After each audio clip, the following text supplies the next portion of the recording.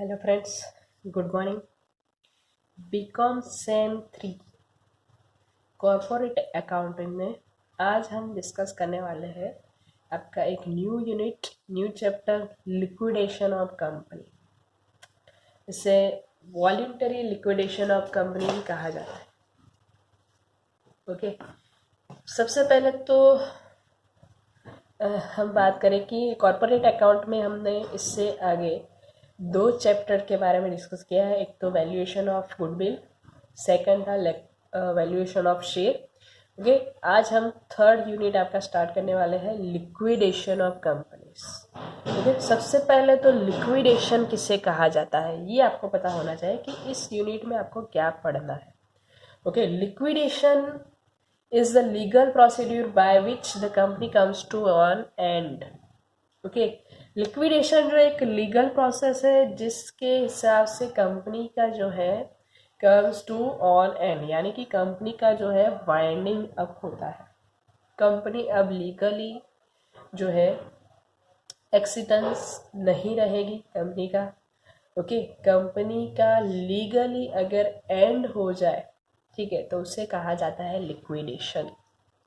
Okay, तो liquidation chapter में आपको ये पढ़ना है कि कंपनी का वाइंडिंग अप जब भी होता है तो उसकी प्रोसीड्यूर क्या होती है। ओके, तो प्रोसीड्यूर के लिए एक पर्सन को कंपनी जो है बाय द लॉ हायर करती है, उसे कहा जाता है लिक्विडेटर। ठीक है, लिक्विडेटर जो है एक कंपनी से एक अलग पर्सन है जो एक लॉ के अनुसार उसको चुना जाता है। ठीक है, और उसका काम क्या होता है कि अगर कंपनी का लिक्विडेशन हो रहा है, यानी कि कंपनी का वाइंडिंग अप हो रहा है, तो उसका काम ये होता है कि कंपनी की जो भी एसेट जो है उसको सोल्ड करना है और कंपनी की जो भी लियाबिलिटीज है उसको वो पे कर देगा। ठीक है, तो लिक्विडेटर्स अकाउंट भी इसे कहा जाता है। लिक्विडेशन ऑफ कंपनीज में लिक्विडेटर जो है एक इम्पोर्टेंट पर्सन है जिसका काम होता है कि कंपनी की एसेट्स को क्या करना है, उसको सोल्ड करना है, और कंपनी की लियाबिलिटीज को क्या करना है, पे करना है। और फिर भी अगर उसके पास कुछ भी अमाउंट बचती है तो वो क्या करता है, शेयर होल्डरों के बीच में वो डिस्ट्रीब्यूट कर देता है, और इस काम के लिए उसको रिम्यूनरेशन मिलता है। ठीक है, कोई भी पर्सन जो है ऐसे ही मुफ्त में कोई काम नहीं करता है, बट इस काम के लिए उसको क्या मिलता है, रिम्यूनरेशन। ठीक है, तो liquidation of the company is the procedure by which the company comes to an end. ठीक है, कंपनी का वाइंडिंग अप करना है। अब एक टॉपिक है कि potential for winding up to tribunal can be made by. Company का लिक्विडेशन करने के लिए कौन कौन अप्लाई कर सकता है। एक तो फर्स्ट है द कंपनी। ये क्वेश्चन जो है आपका कई बार पूछा जाता है कि कौन कौन अप्लाई कर सकता है, तो फर्स्ट जो है कंपनी। दूसरा है कंट्रीब्यूटरी, यानी कि कंपनी में जिसने भी कंट्रीब्यूट किया है, मीन्स के शेयर होल्डर्स है। ठीक है, नंबर 3 है रजिस्ट्रार। नंबर 4 है person authorise by central government. Number 5 है सेंट्रल गवर्नमेंट और स्टेट गवर्नमेंट। ठीक है, तो ये सारे जो भी पर्सन है वो कंपनी के लिक्विडेशन के लिए अप्लाई कर सकते हैं। ठीक है, कंपनी का लिक्विडेशन जो है जरूरी नहीं कि कंपनी का लिक्विडेशन जो पिक हो रहा है वो एक गलत बात है। ठीक है, कई बार क्या होता है कि कंपनी का जो भी लिक्विडेशन होता है उसका अलग पर्पस भी हो सकता है। मान लीजिए कि कंपनी एक अपनी कंपनी का रिकंस्ट्रक्शन करना चाहती है और एक नई कंपनी स्टार्ट करना चाहती है, तो तब भी वो लिक्विडेशन करती है। ठीक है, कई बार क्या होता है कि कंपनी जिस पर्पस से स्टार्ट हुई थी वो पर्पस अब पूरा हो गया है, फिर तब भी वो कंपनी क्या होती है, लिक्विडेशन करती है। ठीक है, फिर आता है कि कई बार कंपनी की अगर इकोनॉमिक कंडीशन जो है सही नहीं चल रही, कंपनी अगर पिछले साल कई सालों से अगर लॉस में चल रही है, तब भी उसका क्या होता है, लिक्विडेशन हो जाता है। ठीक है, तो कंपनी का लिक्विडेशन के लिए कई सारे पर्पस होते हैं। ठीक है, ऐसा जरूरी नहीं कि गलत कंपनी की कंडीशन खराब है तो ही कंपनी लिक्विडेशन कर रही है। ठीक है, कई बार कंपनी का रिकंस्ट्रक्शन हो रहा है, या तो फिर कंपनी न्यू कंपनी स्टार्ट कर रही है, या तो फिर उसका जो ऑब्जेक्ट था वो पूरा हो गया है, तब भी कंपनी लिक्विडेशन करती है। ठीक है।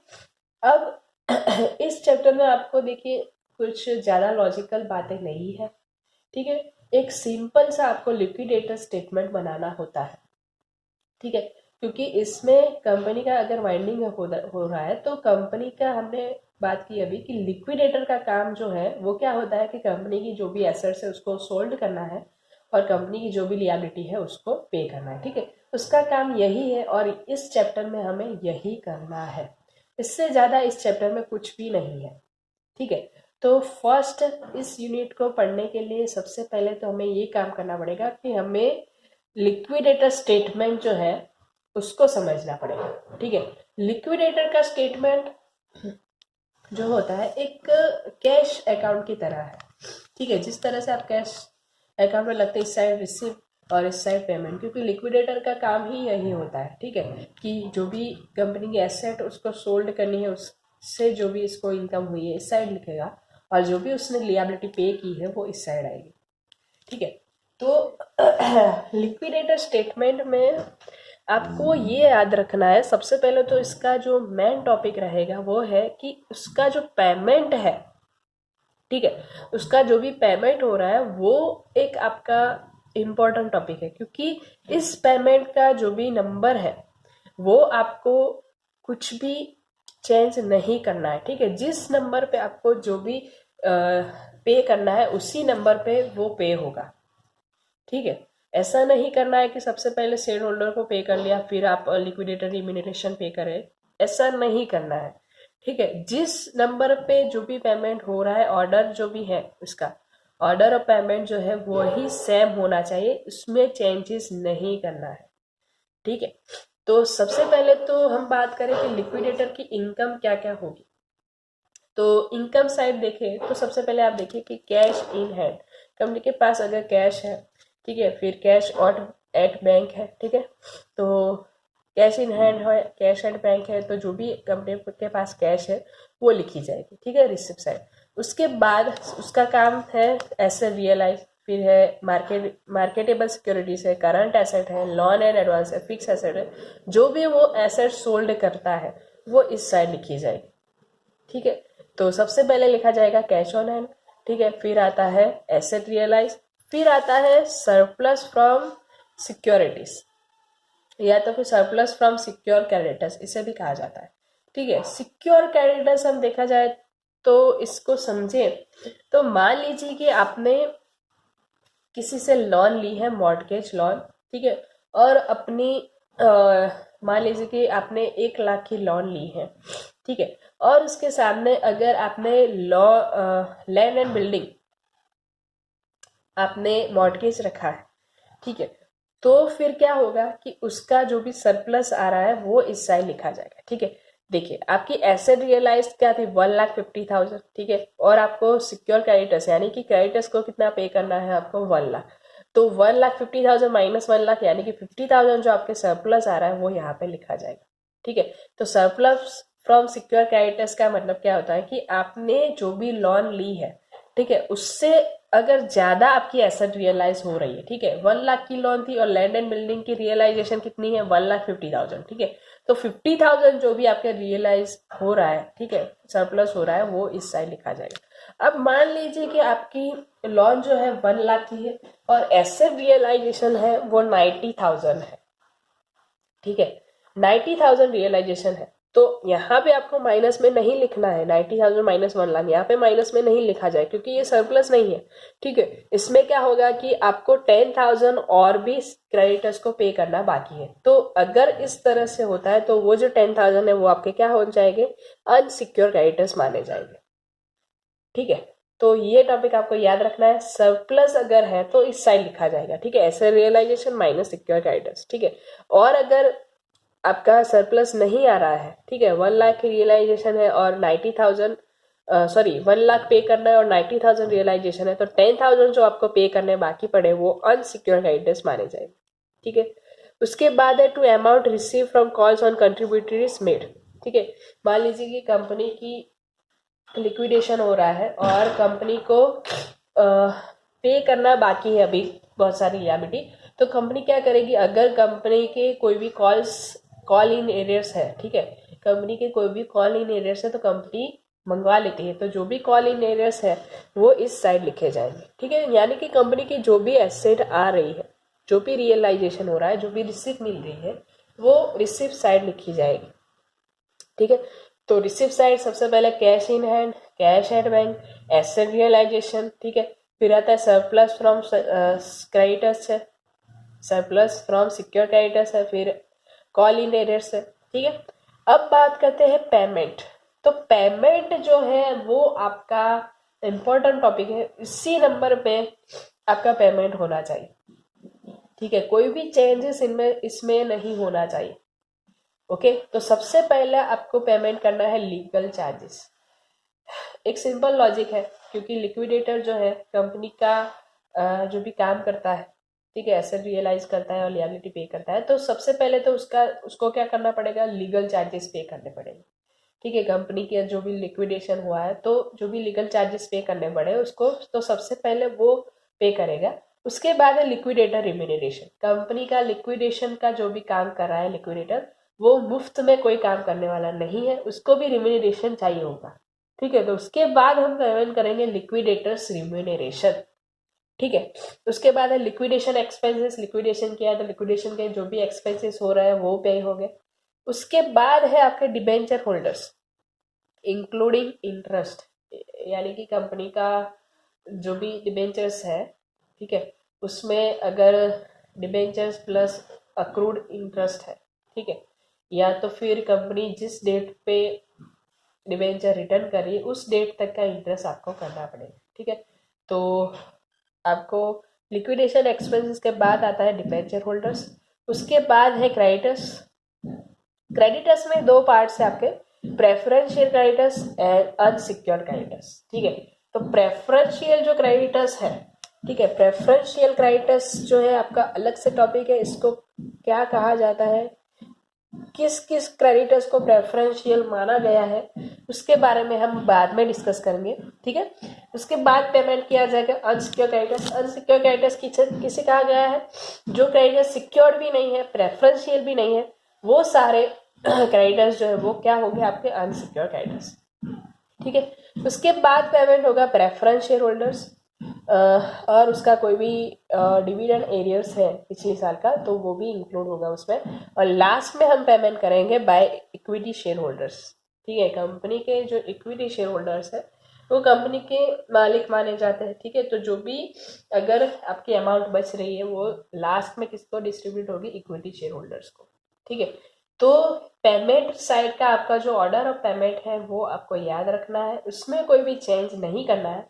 सबसे पहले हम पेमेंट करेंगे लीगल चार्जेस, उसके बाद है लिक्विडेटर रिम्यूनरेशन, उसके बाद है लिक्विडेशन एक्सपेंस, उसके बाद है डिबेंचर होल्डर्स, क्रेडिटर्स में preferential creditors, unsecure creditors, preference share holders plus dividend, और लास्ट में पे किया जाएगा शेयर होल्डर्स। अब ये जो हमने स्टेटमेंट देखा वो आपकी कंपनीज एक्ट में आपको दिया गया है। कई बार कई बुक्स में आपको दिया गया है कि लिक्विडेशन एक्सपेंसेस के बाद प्रेफरेंशियल क्रेडिटर्स को पे किया गया है, फिर डिबेंचर होल्डर्स, और उसके बाद है अनसिक्योर क्रेडिटर्स, ठीक है। तो कई बुक्स में इस तरह की का भी दिया गया है, बट ये जो फॉर्मेट है आपकी कंपनी एक्ट में दिया गया है, तभी हमने इस फॉर्मेट को मानकर हम चल रहे हैं, ठीक है। बट कई सारी बुक्स में जिस तरह से आपको दिया गया है उस तरह से आपको कैलकुलेशन करनी है, ठीक है। तो लिक्विडेटर स्टेटमेंट में आज हमने देखा रिसिप्ट साइड कौन सी आइटम्स आपकी लिखी जाती है और पेमेंट साइड, ठीक है। पेमेंट का जो भी ऑर्डर ऑफ पेमेंट है आपको याद रखना है, 7 नंबर है इसके, ठीक है। लीगल चार्जेस है, लिक्विडेटर रिम्यूनरेशन है, लिक्विडेशन एक्सपेंसेस है, डिबेंचर होल्डर्स है, इसमें उसके बाद है क्रेडिटर्स। क्रेडिटर्स में दो टाइप्स के आप कहेंगे, प्रेफरेंशियल एंड अनसिक्योर्ड। उसके बाद है प्रेफरेंस शेयर होल्डर्स और लास्ट में इक्विटी शेयर होल्डर्स, ठीक है। तो ये ऑर्डर ऑफ पेमेंट आपको याद रखना है। अगर आपने इस स्टेटमेंट को याद नहीं रखा है तो आपको इस चैप्टर में कुछ भी समझ में नहीं आने वाला, ठीक है। तो फर्स्ट मोस्टली आपको ये तैयार करना है सबको कि किस तरह से लिक्विडेटर का स्टेटमेंट बनाया जाता है, ठीक है। इस साइड रिसीव और इस साइड होगा पेमेंट, ठीक है। और इसके बाद हम डिस्कस करेंगे कि प्रेफरेंशियल क्रेडिटर्स किसे कहा गया है, यानी कि कंपनीज एक्ट में कुछ क्रेडिटर्स ऐसे हैं जिसको फर्स्ट प्रेफरेंस दी गई है, ठीक है। अनसिक्योर क्रेडिटर्स से भी आगे उसको प्रेफरेंस दी गई है पेमेंट के लिए।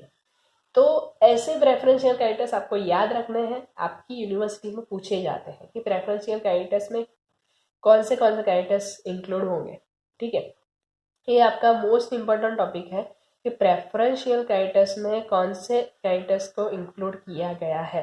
ठीक है, प्रेफरेंशियल क्रेडिटर्स का मतलब क्या होता है कि कंपनी एक्ट के अनुसार कुछ क्रेडिटर्स ऐसे हैं जिसको फर्स्ट प्रेफरेंस दी गई है पेमेंट करने के लिए। ठीक है, उसके बाद ही अनसिक्योर क्रेडिटर्स को पे किया जाता है।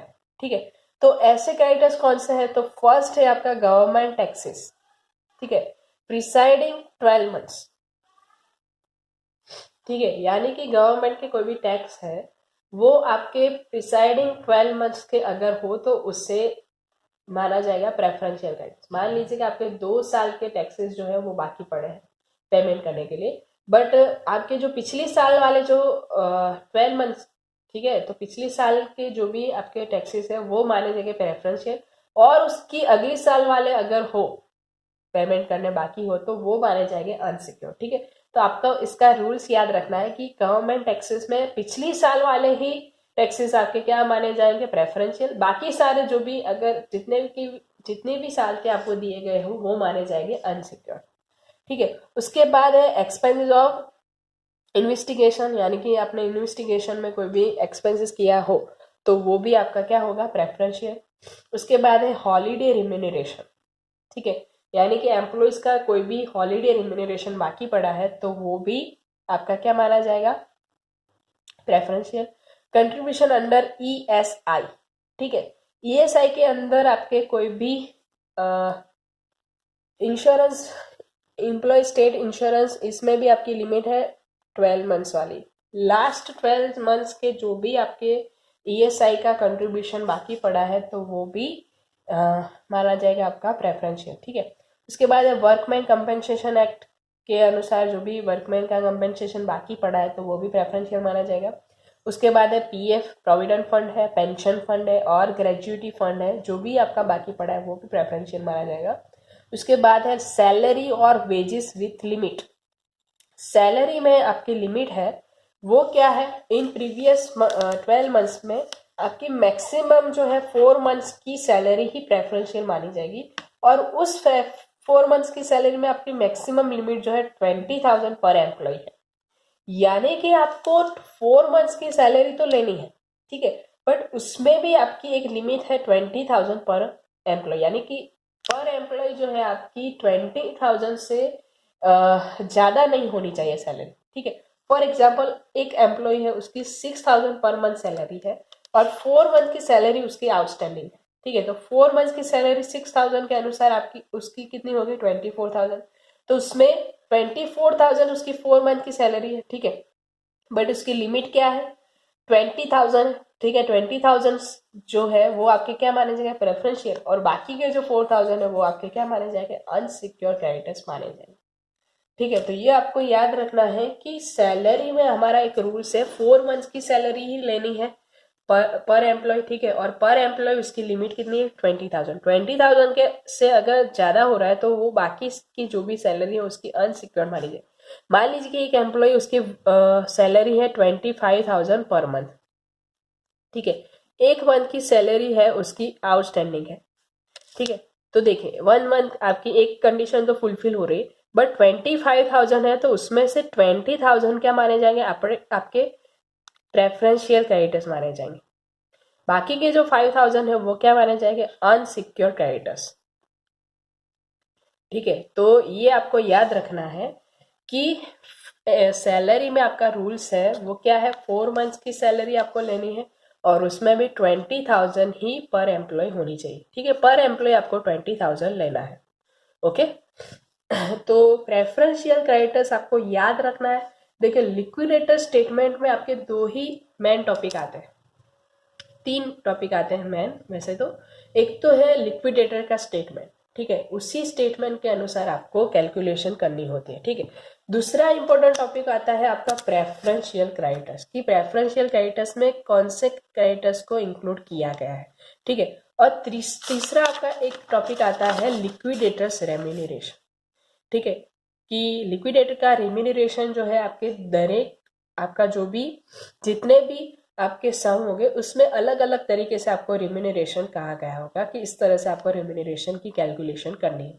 ठीक है, तो आपको कई बार कहा गया होगा on payment to unsecure creditors. Unsecure creditors को आपने जितना भी पेमेंट किया है उस हिसाब से आपको लिक्विडेट का रिम्यूनरेशन करना है। ठीक है, on payment of preferential creditors, on payment to share holders, on asset realisation. ठीक है, तो इस तरह से आपको कहा गया होता है कि मान लीजिए कि आपको कहा गया है कि लिक्विडेटर का रिम्यूनरेशन है, उसने जो भी एसेट रियलाइजेशन किया है उसका 3% उसको रिम्यूनरेशन देना है। ठीक है, मान लीजिए कि उसने 1,50,000 जो है एसेट रियलाइजेशन किया है। ठीक है, 1,50,000 का मान लीजिए कि आपको 3% कहा गया है तो 4,500, ठीक है, उसका क्या हो जाएगा रेम्यूनरेशन। ठीक है, तो कई बार आपको इस तरह से कहा गया होगा कि अनसिक्योर क्रेडिटर्स को आपने जो भी पेमेंट किया है उसके ऊपर आपको रेम्यूनरेशन की कैलकुलेशन करनी है। ठीक है, तो अगर इस तरह से आपको कहा गया है तो आपको बी केयरफुल रहना पड़ेगा। ठीक है, कि ये दोनों टॉपिक आपके मेन है। आपको प्रेफरेंशियल क्रेडिटर्स और एसेट रियलाइजेशन में कुछ भी देखना नहीं पड़ेगा, but on payment of unsecure creditors and on payment of shareholders, इन दोनों में आपको एक्स्ट्रा केयरफुल रहना पड़ेगा, क्योंकि आपको चेक करना पड़ेगा कि make sure funds are available और नॉट, कि आपके पास फंड अवेलेबल है कि नहीं है। ठीक है, मान लीजिए कि आपको 1,50,000 पेमेंट करना है अनसिक्योर क्रेडिटर्स को। ठीक है, तो आपके पास उसके लिए फंड है भी या नहीं वो आपको चेक करना है। ठीक है, आपके पास मान लीजिए कि 2 लाख फंड अभी भी बाकी पड़ा है तो उसमें से 1,50,000 आप पेमेंट कर सकते हैं। ठीक है, तो आपको चेक करना पड़ेगा कि आपके पास फंड है भी या नहीं है। ठीक है, if sufficient funds are available, यानी कि आपके पास फंड है। ठीक है, तो इस तरह से उसका रेम्यूनरेशन गिना जाएगा, amount due to unsecure creditors into rate divided by 100। मान लीजिए कि उसको हमें पेमेंट करना है 1,50,000। ठीक है, या रेट यानी कि मान लीजिए 3% हो तो डिवाइडेड बाय 100, यानी कि 4,500 इसका रेम्यूनरेशन माना जाएगा। But if sufficient funds are not available, ठीक है, अगर आपके पास फंड नहीं है, ठीक है, 1,50,000 अगर आपके पास फंड नहीं है तो उसका जो फॉर्मूला है वो चेंज हो जाएगा। उसका फॉर्मूला बनेगा amount available multiply by rate divided by 100 plus rate. ठीक है, ये फॉर्मूला आपको लगाना पड़ेगा। मान लीजिए कि आपको 1,50,000 पेमेंट करना है बट आपके पास 1 लाख रुपीज ही अवेलेबल है, तो उसका फॉर्मूला बनेगा 1 lakh multiply by 3 divided by 100 plus 3 rate, यानी कि 103। ये फॉर्मूला लगेगा। ठीक है, तो इसमें आपको एक्स्ट्रा केयरफुल रहना पड़ेगा, कब अनसिक्योर क्रेडिटर्स को पेमेंट करना है तब, और शेयर होल्डर्स को पेमेंट करना है तब। अगर आपको इसके पर रेम्यूनरेशन कहा गया है तब आपको एक्स्ट्रा केयरफुल रहना पड़ेगा। आपको चेक करना पड़ेगा कि आपके पास फंड है तो ये फॉर्मूला लगेगा, फंड नहीं है तो ये फॉर्मूला लगेगा। ठीक है, तो आज हमने इस लिक्विडेटर्स चैप्टर में हमने कई सारे टॉपिक आपको डिस्कस किए। एक तो फर्स्ट था आपका लिक्विडेटर स्टेटमेंट।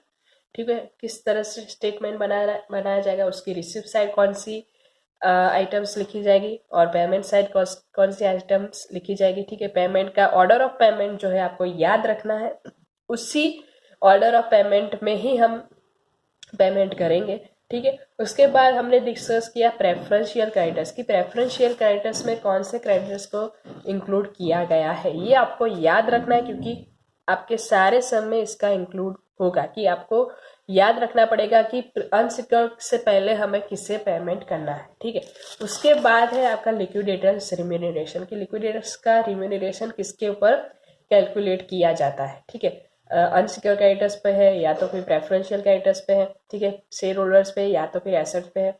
ठीक है, उसके लिए अगर आपके पास फंड्स है तो ये फॉर्मूला लगेगा, अगर फंड नहीं है तो ये फॉर्मूला। ठीक है, तो आज का जो भी हमने करवाया है आपको वो आपको याद रखना है क्योंकि उसके पर ही आपका चैप्टर है वो डिपेंड है। ठीक है, तो नेक्स्ट वीडियो लेक्चर में आपको लिक्विडेटर का जो स्टेटमेंट हमने करवाया है वो याद रखना है, और प्रेफरेंस शेयर क्रेडिटर्स में कौन से क्रेडिटर्स को इंक्लूड किया गया है वो आपको याद रखना है, ठीक है। नेक्स्ट वीडियो लेक्चर में हम इसके जो भी सब आपके एग्जाम में पूछे जाते हैं उसके बारे में डिस्कस करेंगे, ठीक है। Thank you so much.